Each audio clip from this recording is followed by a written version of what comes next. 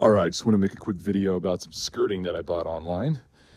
So this only cost me, I think it was about $260 just for the fabric. It came in a roll, and it says it's weather resistant or UV resistant. And it should be basically the same material as if you were to get it from like Easy Snap Direct or anyone else that provides something like this. Some of those other companies, they charge several $1,000s for you to have this. I found it from a manufacturer from about $300.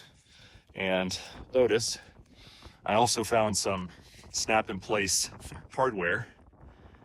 Basically, you just screw in this one piece, you use a tool to clip it together, and then clip it on. All of this together, just for the skirting and the hardware, it was about, I think, $350. So really, it wasn't that bad.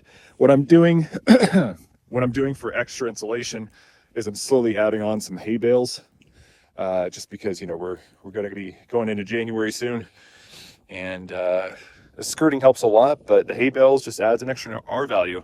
You can find these if you get it at like Ace Hardware, Waters Hardware, I think Home Depot. They can range from, I think it's like $8 to $12 a bale. Not horrible, but yeah, that's my setup. The hay bales, I don't know. I think I spent like $50 on just this corner, and then I'm going to be finishing it soon.